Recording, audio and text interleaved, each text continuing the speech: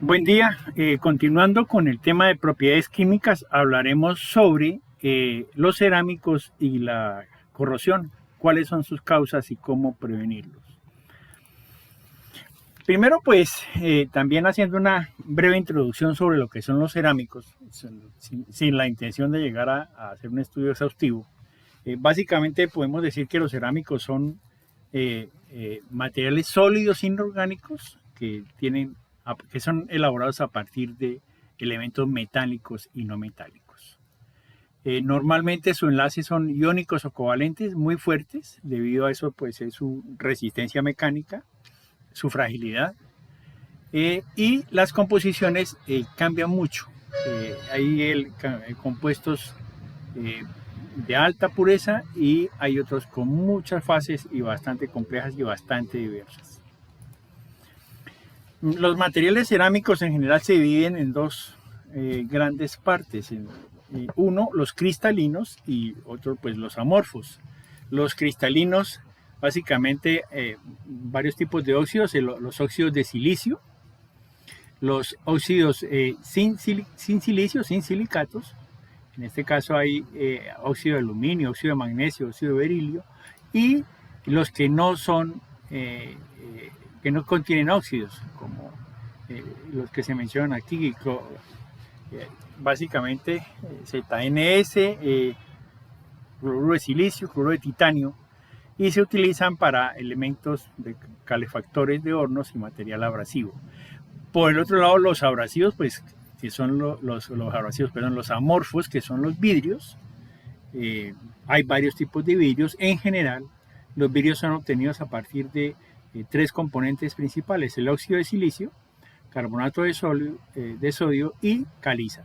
Hay varios tipos de vidrios, bueno, y haremos una diferenciación en cuanto a la corrosión en los materiales cristalinos, es decir, los cerámicos propiamente dichos, y los amorfos, es decir, los vidrios. Otro sistema de clasificación de los cerámicos es por su uso. Primero están los vidrios tradicionales. También están los vitrocerámicos, que son cerámicos que tienen estructura cristalina similar a los vidrios y son muy útiles, por ejemplo, para la parte de aislamiento eléctrico, y también tienen uso en las cocinas industriales hoy día. Todos estos hornos de inducción utilizan materiales vitrocerámicos. Las arcillas, que están las estructurales, son todos estos con los que se fabrican ladrillos, adoquines, todo esto que nos sirve para recubrimiento de exteriores y aún en la parte estructural. Las porcelanas de distinto tipo, porcelanas para prótesis, estos son algunos ejemplos, solo para contextualizar un poco, de laboratorio químico muy utilizados por su dureza, y la porcelana tradicional que utilizamos en elementos de tipo doméstico. Dentro de los refractarios están las arcillas, que se diferencian de estas arcillas porque estas arcillas son refractarias, estas arcillas son estructurales.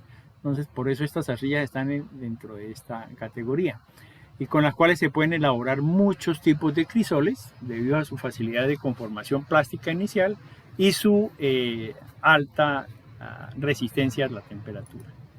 Los sílices, como los carburos de silicio, óxidos de silicio, que se utilizan también para herramientas. Esto es un buril de alta dureza utilizado para maquinado de los aceros aún los más duros. Y también están los refractarios básicos, ladrillos, por ejemplo. Hay que diferenciar estos ladrillos refractarios de los ladrillos estructurales. Muchas veces se utilizan ladrillos estructurales para fines refractarios, suponiendo que soportan alta temperatura y que tienen las propiedades de los refractarios. No. Muchos, por ejemplo, chimeneas o cocinas o asadores utilizan ladrillos común y corriente estructural. No, estos no son resistentes a condiciones de alta temperatura. Para eso deberían utilizarse los ladrillos refractarios, que se utilizan en la fabricación de hornos, en su revestimiento y piezas que son expuestas a temperatura. Y están los refractarios especiales, con usos y aplicaciones diversas. Es más un material de alta ingeniería. Los cementos, cuya principal función es servir como adhesivos, elaborados a partir de materiales cerámicos. Aquí tenemos distintas clases, incluso los cerámicos adhesivos que son utilizados para adherir cerámicos, que tienen los mismos coeficientes de dilatación térmica. Los abrasivos, material abrasivo es aquel que hace desgaste superficial por fricción debido a la dureza. Abrasivos, estos son distintos abrasivos aglomerados, aglutinados con algún tipo de polímero, para piedras de desbaste, para discos de abrasión, las mismas piedras de afilar, el simple cartón con el que se liman las uñas o cualquier tipo de lija son ejemplos de esos tipos de cerámicos abrasivos. Y las cerámicas avanzadas, en las cuales por su enorme precisión dimensional y otro tipo de características como la baja fricción y su alto desempeño, dureza, soportar temperaturas, etcétera, son utilizadas por ejemplo en rodamientos de alta tecnología que sufren un desgaste menor aún que los materiales metálicos. Se utilizan también en partes para bicicletas de alta tecnología, muchos cerámicos de uso industrial, partes y componentes que son sometidos a fricción, que tiene un acabado superficial único, después que reduce totalmente la tribología y la fricción en los materiales. Y usos cotidianos como los cerámicos, en los cuchillos cerámicos, que pues son los materiales más duros que existen y que tienen un filo prolongado. Esta imagen nos muestra la relación que hay entre los requerimientos técnicos tanto para la obtención como para el uso de los materiales y su consumo, es decir, la utilización de ellos. Obviamente las cerámicas de consumo, vajillas, platos, todo esto aquí, y las mismas cerámicas decorativas están en este rango, pisos, recubrimientos, todo esto. Luego vienen los silicatos cerámicos que son utilizados como en equipos de laboratorio, materiales refractarios, aislamiento térmico, etcétera, y aislamiento eléctrico.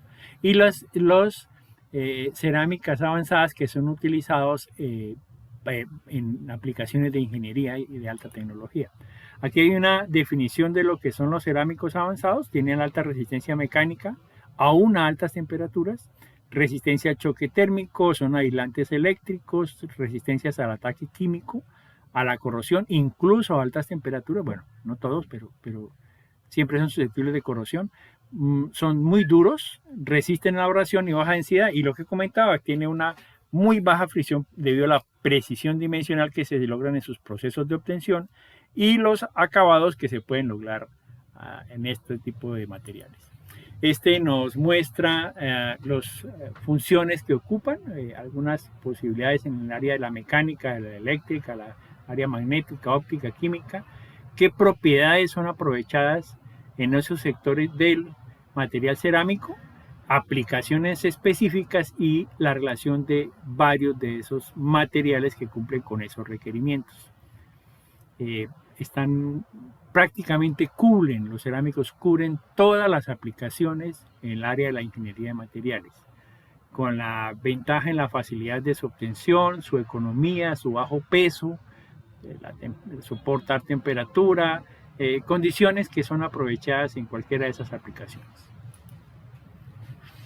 Ahora, en cuanto a su composición general, y en esto sí empezamos a hablar de la corrosión en particular, están los óxidos, nitruros, carburos, boruros y siliciururos.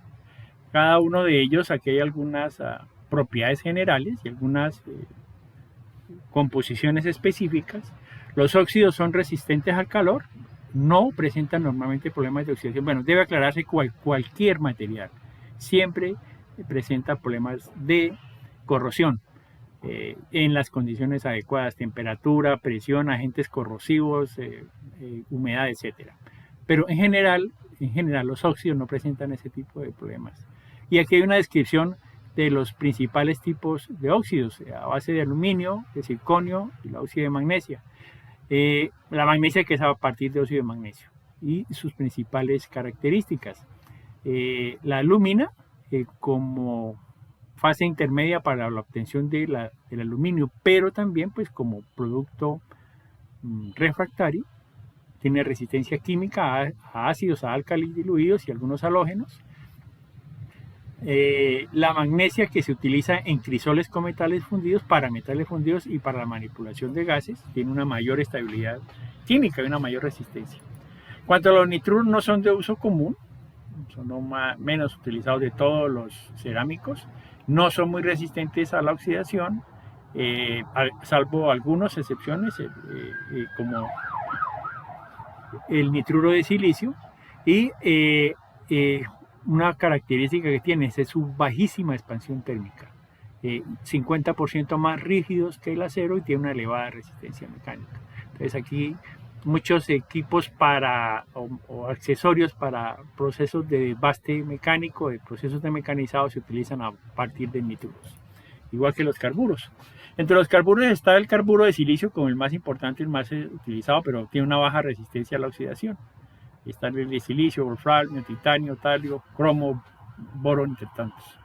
Dentro de los boruros, que tienen una muy buena resistencia a la oxidación, por sus componentes muestran ciertas propiedades metálicas, dentro de ellos, como muy particular, el diboruro de magnesio o boruro de magnesio, que se comporta como un superconductor, es decir, son aquellos materiales que no presentan resistencia eléctrica. Y este es el que a 39 grados Kelvin es la temperatura más alta conocida a la cual trabaja un superconductor. Los demás están mucho más, necesitan temperaturas menores. Y los silicioluros, que en general tienen buena resistencia a la oxidación.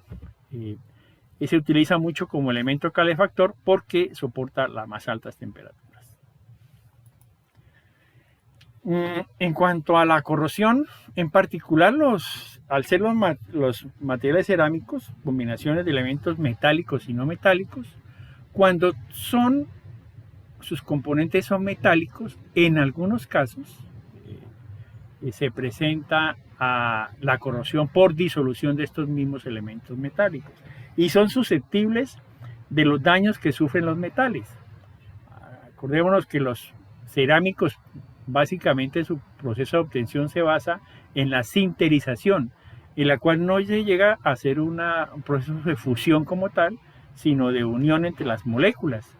Eso da pie a que los materiales cerámicos que contienen elementos metálicos conserven muchos de ellos las propiedades de los metales. Son resistentes a la corrosión en términos generales de la mayoría de los ambientes, especialmente a temperatura ambiente. Y los cerámicos, que se definen como ácidos o básicos, dependiendo de su composición, son susceptibles de ser atacados con sus contrapartes. Es decir, un cerámico ácido puede ser atacado por un medio básico, un agente básico. No hay un modelo general de la corrosión de los cerámicos. Su comportamiento depende mucho de su composición, de su microestructura, de su proceso de obtención, etc. Es muy diverso, no se puede hablar de una manera específica acerca de corrosión en cerámicos por esta razón.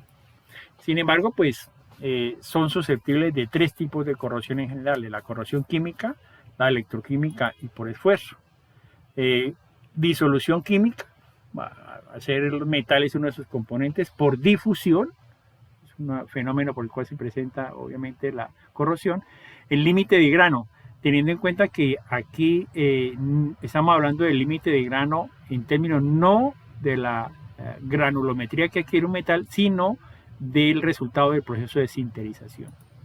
Y agentes microbiológicos, que siempre se presenta los microbiológicos en la parte de corrosión de cualquier tipo de material. La corrosión electroquímica que se presenta por celda galvánica, en general pues es igual que en los metales, o por esfuerzos porque debido a la rigidez de los materiales cerámicos, cuando estos son sometidos a esfuerzo es fácil y son susceptibles de sufrir microfisuras que pueden ser aprovechadas por agentes activos químicamente para propiciar la corrosión. Esta tabla nos refleja los principales tipos de cerámicos, óxidos, carburos, nitruros y silicatos, algunos ejemplos de ellos y agentes que producen corrosión. Ácidos con distinta concentración, soda cáustica como elemento básicos y el cloruro de cobre como agentes que atacan fácilmente. La clave de la indicatura de las indicaciones están aquí algunas siglas para aclarar. SSIC se refiere a carburos de silicio sinterizado, SIC cerámicas de carburo de silicio infiltrado con silicio líquido, es decir, hay una matriz de carburo de silicio y se inyecta carburo líquido en ella para aumentar la resistencia a la corrosión y algunas propiedades mecánicas. SSN que es nitruro de silicio sinterizado, el HPSN que es nitruro de silicio prensado en caliente, la GRES, Stoneware, y la esteatita que es básicamente talco, cuyos principales componentes son el silicio, el magnesio y agua. Y la clave nos dice, cuando hay un signo más, es que son muy resistentes hasta la temperatura que se indica. Cuando está este símbolo de grado, es cuando se llega a temperatura de ebullición. Cuando está el signo menos es porque es resistente a la temperatura específica, solamente a esa temperatura. Cuando hay reacción química, entonces está este símbolo independiente. Aquí están concentraciones en algunos casos, por ejemplo, el ácido fosfórico con una concentración del 80%, ataca el GRES, tiene una resistencia hasta la temperatura de ebullición. Esa es la clave para comprender ese diagrama. ¿Cómo se previene la corrosión en estos materiales cerámicos? Acordémonos de que estamos hablando de materiales cristalinos. Ahora, más adelante hablaremos sobre vidrios. Primero, la selección de materiales. En esos pasos verificamos qué resistencia a esos agentes químicos hay. Las tablas anteriores nos ayudan a eso, teniendo en cuenta variables como la temperatura y la concentración. Obviamente, si tenemos un ambiente básico o un agente básico en la atmósfera, pues utilizar cerámicos básicos para disminuir la probabilidad de interacción. La porosidad es importante. Entre más poroso sea un material, pues es más liviano, es mayormente, su índice de su tolerancia a la temperatura es mejor, es un mejor refractario porque disminuye su conductividad térmica, pero también el área expuesta es mayor. A mayor porosidad hay mayor área expuesta, es decir, hay una mayor exposición en cuanto a agentes corrosivos. Entonces es un equilibrio entre las propiedades y su porosidad. La porosidad, por fortuna, puede ser modificada en el proceso de fabricación definida. Los cerámicos que son estructurales obviamente requieren menos porosidad que los refractarios, entonces debe tenerse en cuenta esa condición. Materiales como el grafito, está demostrado que funciona en la mayoría de los cerámicos como un agente antioxidante y se debe adicionar al principio de la elaboración de las mezclas. O si yo aumento la pureza química de los materiales, porque muchos de estos materiales se fabrican a partir de arenas, minerales que han pasado por algún tipo de molienda, se combinan en proporciones adecuadas, que dependiendo del tipo de material se humedecen y después se hace el proceso de conformación plástica, lo que sea, y al final la parte de sinterización. Entonces, en este caso, sí utilizamos, entre más puros sean estos materiales, hacemos un proceso de selección, pues menos impurezas y elementos segregados se presentan, es decir, desperdicios que pueden facilitar el proceso de corrosión. El otro técnica que puede utilizar, otro medio que se puede utilizar son los recubrimientos. Uno, cubrirlos con las superficies con recubrimientos de sacrificio, como se hace con, por ejemplo, el acero con recubrimiento galvánico de zinc. Otro, o recubrimiento de zinc o de estaño puede ser. Pero bueno, aquí utilizar el recubrimiento adecuado para que sirva de sacrificio. O adicionar elementos vitrificadores que disminuyen la oxidación y la penetración de agentes agresivos.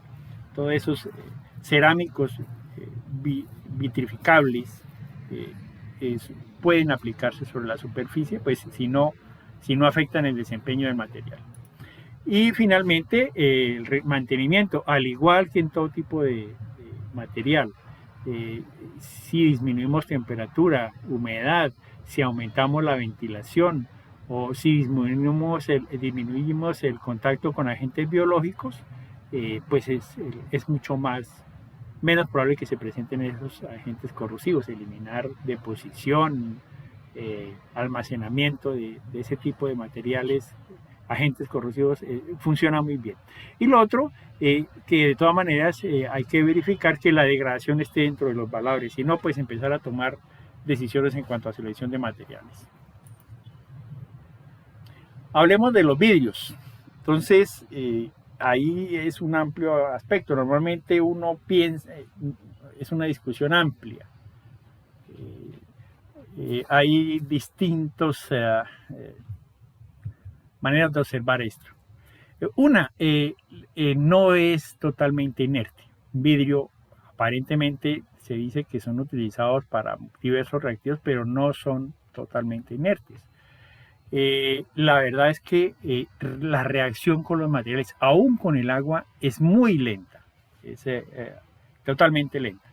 Por eso se pueden utilizar. Al final, mientras se están utilizando los tiempos normales de utilización de estos materiales, pues es imperceptible y no alcanza a afectar la estructura del material, la composición del material tampoco. En un tiempo muy largo sí, en un tiempo largo sí es evidente, como mostraremos aquí un ejemplo. Por otro lado, es resistente a todos los ácidos en estas condiciones, es todo el ácido fluorídrico. Sabemos que el ácido fluorídrico disuelve todos los cerámicos, algunos metales también, y materiales orgánicos. El ácido fluorídrico tiene esa condición.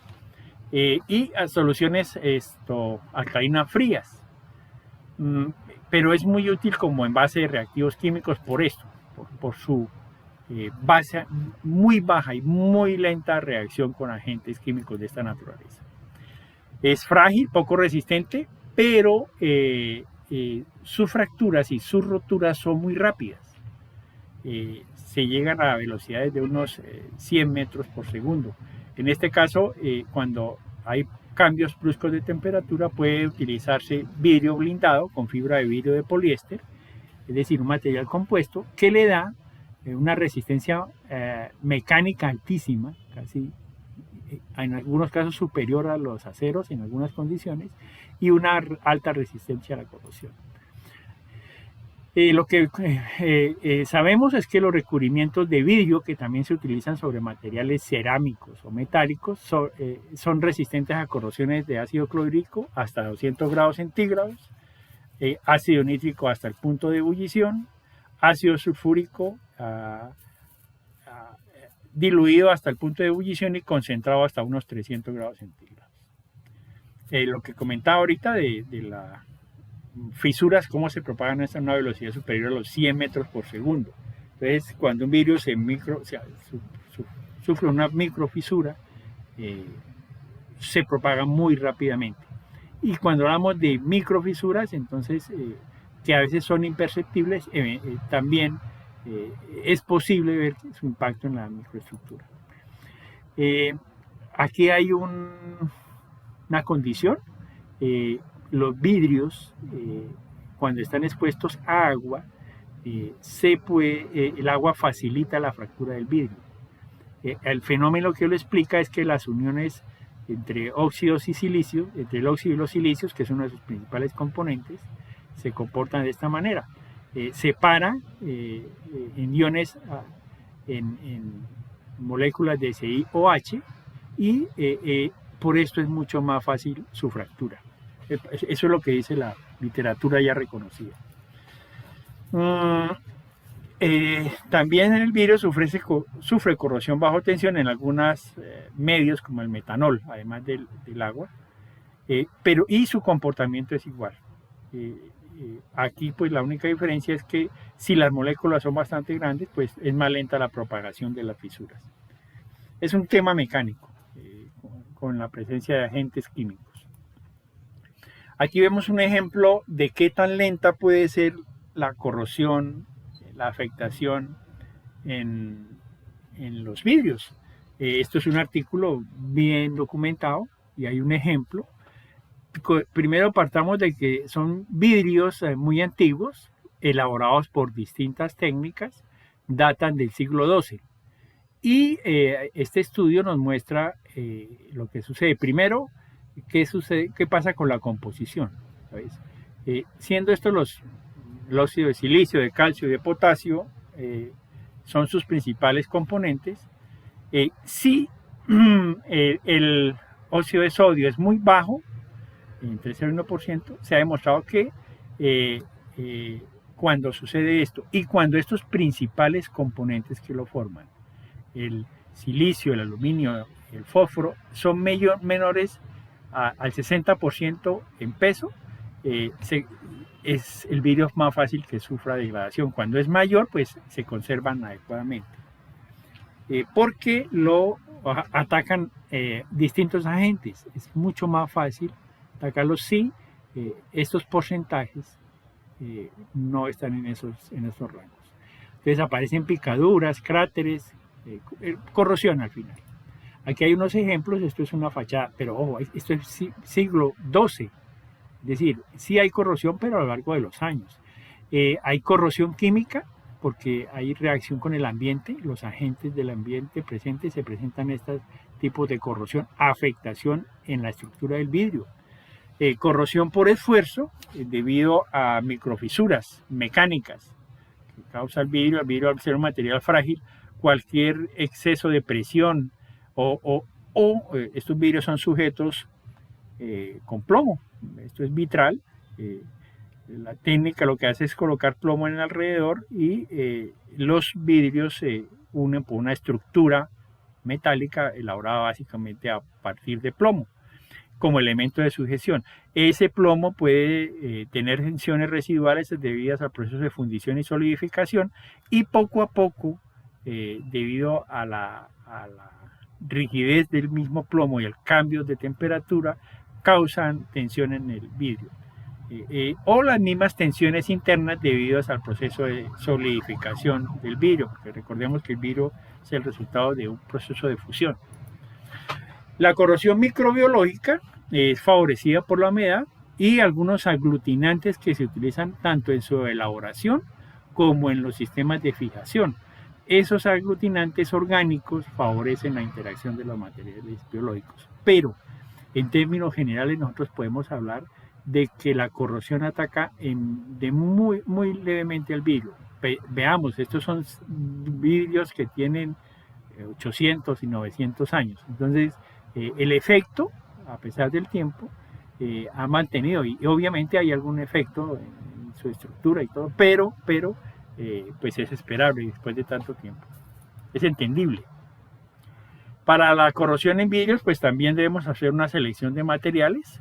A partir de estas experiencias hay que verificar la resistencia a agentes químicos, a temperatura y concentración, igual que en cualquier otro tipo de material, ácido fluorídrico, como ya lo dijimos.